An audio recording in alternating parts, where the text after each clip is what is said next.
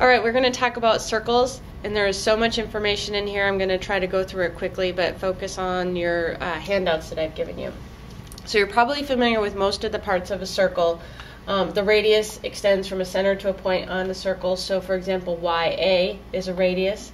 The diameter goes from point to point, and it has to go through the center. So EB would be an example of a diameter. But then a chord is something that has both endpoints on the circle. So for example, AB would be a chord. Segment AB would be a chord. The diameter is also a chord because it has both endpoints on the circle. It's a special chord. Then an arc is part of the circle. So it's like a piece of the curved part of the circle. A secant line is a line or array that contains a chord. So we have a couple of examples of secants on here. Line AB could be an example of a secant. And then a tangent line intersects the circle in exactly one point, and one point only. So this line here, CD, is an example of a tangent. Now we also have different angles associated and arcs with circles. So a central angle is just like what it sounds like, an angle that has its vertex at the center of a circle. So if we look here, angle ACB is a central angle. And then a minor arc has the same measure as its central angle. And a minor arc is always less than 180 degrees, so minor being small. You always name a minor arc with 2 points. So let's look at the example on the circle we have here. We see this red arc here. We would call it arc AB, and its measure would be 50 degrees if this angle right in here were 50 degrees. A major arc is an arc that's bigger than 180 degrees. So in my diagram here, that would be like that big arc right there. And you always name a major arc with 3 points. So this big blue arc would be something like arc ADB. And that's just so you know where the beginning point is, the ending point is, and a point in between that it goes through. All right, inscribed angles are angles that have their vertex on the circle instead of at the center. So if you look at this diagram, we have angle KLM is an inscribed angle. The intercepted arc is the arc that the inscribed angle kind of runs into. It's the endpoints of the inscribed angle. So here that would be arc KM. And an important property about these angles is that an inscribed angle is half the measure of its intercepted arc. And remember that the arc is equal to the measure of its central angle. So this is not a relationship that you have to memorize. This is the exact formula as you'll see it on the Ames reference sheet. So it tells you that the measure of angle X is equal to 1/2 the measure of arc BC. So let's look at a couple of examples. Here I know that this arc is 68, and if I want the measure of angle NOP, that would be half of 68, or 34. In the next example, I've been given the measure of the inscribed angle. So the measure of arc QS is what I want. So I want this arc over here. So first I'm going to have to find the measure of the intercepted arc, which would be 202. Then QS would be 360 minus 202, which would be 158. We also have to think about arc length. And arc length is related exactly to circumference. So circumference is equal to pi times the diameter, or 2 pi r. This again is something that you don't need to memorize. It's going to be given to you on the Ames reference sheet. Area formula is also given to you on the Ames reference sheet, although it's in a different section of the reference sheet. It's at the beginning. Now circumference is 2 pi r, and the length of an arc is equal to 2 pi r times the measure of AB divided by 360, the measure of arc AB. Basically, we're just saying what fraction of the circle are we talking about right here. And that's how we can use that formula to help us figure out the length of a specific arc. The length of an arc, like this arc right here, VX, is just going to be equal to a fraction of the circumference. So let's think about the circumference here. We see that the radius is 3, so the circumference would be 2 pi r, 2 pi times 3, or 6 pi meters. So now we want really just a fraction of that whole circumference, and since this angle of that central angle is 45 degrees, the measure of that arc is also 45 degrees. So we want the measure of arc Vx, or the length of arc Vx, is going to be 2 pi r times the measure of Vx divided by 360. So the circumference was 6 pi. The measure of that arc was 45 over 360. That's going to reduce to 6 pi times 1/8. Or if you multiply that out, you'll get 3 pi over 4 meters. You can also substitute in 3.14 for pi if you need a decimal value or a decimal approximation of your arc length. Okay, so in addition to arc length, we also have the area of a portion of a circle, and we call this a sector. So a sector is a region that's bounded by 2 radii and an arc. So in this example, we have a radius here, a radius there, and an arc, and the area in between is called a sector.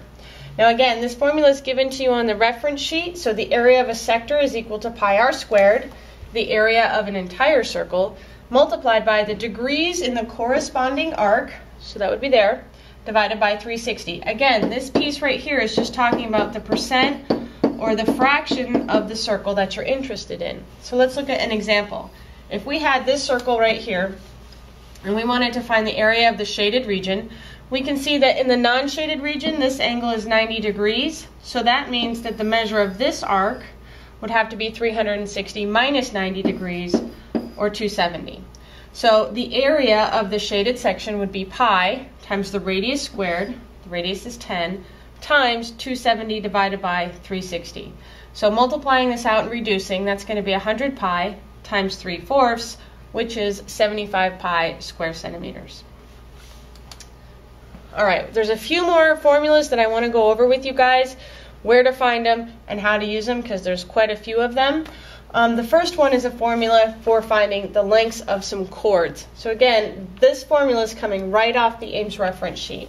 So if you have 2 intersecting chords, a chord here and a chord here, then there is a relationship between the pieces of the chords, or the segments of the chords. So A divided by B is going to be equal to C divided by D, and that's how the formula is given to you on the sheet. So let's look at an example. If we wanted to find PM in this example, I'm going to call it X for when I set up the problem. So PM is X, that's right there. So that's going to say 4 divided by X is going to equal 16 divided by 12. So to solve that, we'd cross multiply. 16 times X is equal to 4 times 12. 4 times 12 is 48, and then dividing both sides by 16, you end up with X equals 3. And it looks like that fits the relationship we see in the diagram. All right, let's look at the second example here, where we're looking at angle measures. We still have 2 intersecting chords, but now I'm interested in the angles that those 2 chords make. And it tells me on the reference sheet that the measure of angle X is equal to 1/2 the measure of arc AB plus the measure of arc CD. And it's worth thinking about right here, those 2 angles are going to be congruent because those are vertical angles. So either one of those angles is going to be the same.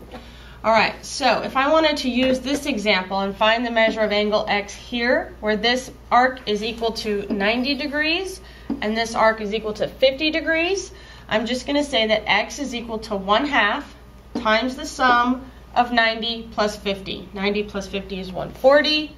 Half of 140 is 70. So that angle measure right there would be 70. All right, a few more angle measure formulas that I want to look at. They're all really the same formula. It's just a difference in what types of segments or lines are intersecting your circle.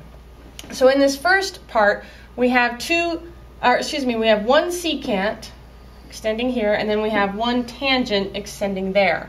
So the measure of the angle that those 2 lines make is equal to 1/2 the measure of arc BCD.